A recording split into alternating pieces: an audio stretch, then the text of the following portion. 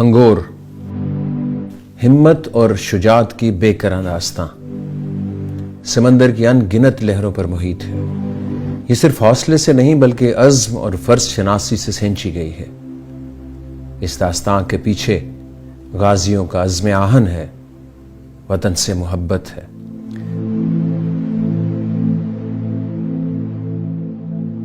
سب Marine سمندر میں پوشیدہ سلامتی کے چلتے پھرتے جزیرے ہیں۔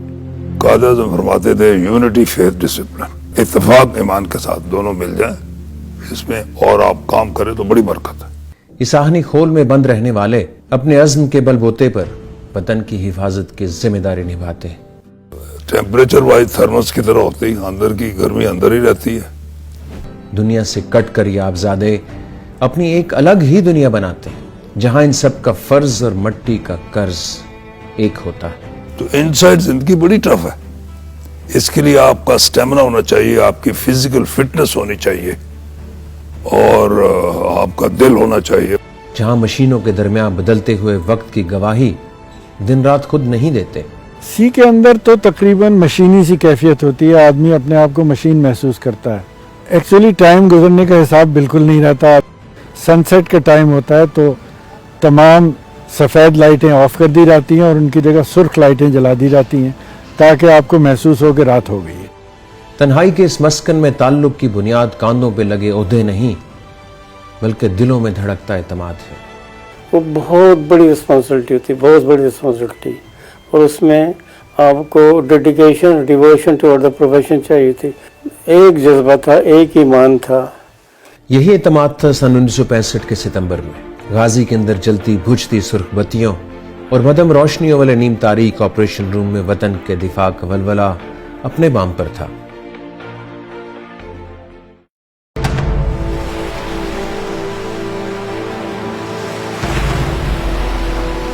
حوصلوں کی تاریخ پرانی تھی اور دشمن بھی، لیکن سال بدل چکا تھا۔ سن 1971 کی جنگ کا آغاز ہوا۔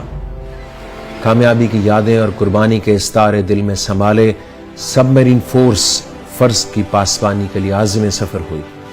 میرا حوصلہ ذرا زیادہ تھا، میرا کانفیڈنس زیادہ تھا، میرے لوگوں کا کانفیڈنس زیادہ تھا۔ اس آخری خول میں دھڑکتے دل ایک دوسرے سے حب الوطنی کے جذبے سے جڑے ہوئے تھے۔ مٹی کا قرض سب کو چکانا تھا۔ We were not thinking of what would happen to us. We were just thinking about how to find the enemy and carry out the actions. 9 دسمبر سن 1971 کو جب دشمن کا بحری بیڑا سمندر پر پیش قدمی کر چکا تھا، وہیں سب میرین ہنگور دشمن کے اپنے ہی پانیوں میں ہندوستانی بحریہ کے جہازوں ککری اور کرپان کی شناخت کر چکی تھی۔ تو وہ 40-50 میٹر میں تھے اور ٹرینگل اپنا سرچ کر رہے تھے۔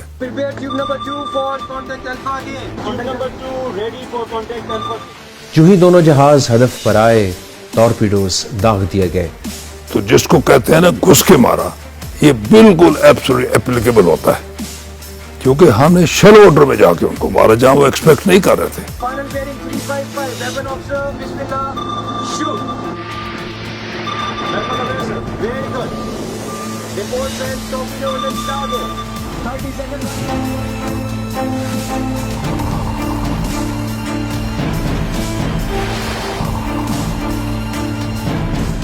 ٹورپیڈو نشانے پر لگا اور ہندوستانی برتری کے دعوے ککری سمیت سمندر برد ہوئے۔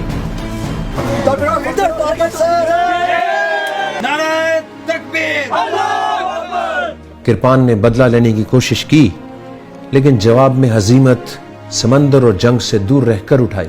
We were very proud کہ we have sunk the first ships in Second World War by a submarine action۔ 13 دسمبر کو یہ فاتح ہنگور عسکری تاریخ کی ایک نئی تاریخ رقم کر کے کراچی اپنے پرچم کے سائے تلے واپس پہنچ گئی۔ ایک ایسی تاریخ جو سمندر کے سینے پہ لکھی گئی اور جسے وقت کی اترتی چڑھتی لہریں نہیں مٹا پائیں گی۔ خراج تحسین اس کو پے کرتا ہوں جس کو دیکھ کے آپ کا مورال، آپ کی ہسٹری، سبمرین وارفیئر سارا زندہ ہو جاتا ہے۔ بہادری کے اس نشان کو اپنی وردیوں اور زندگیوں پر سجانے والے سب مرینرز سب مرین سے دل کے ساتھ ساتھ جسم اور روح کے رشتے سے بھی جڑے ہوئے ہیں۔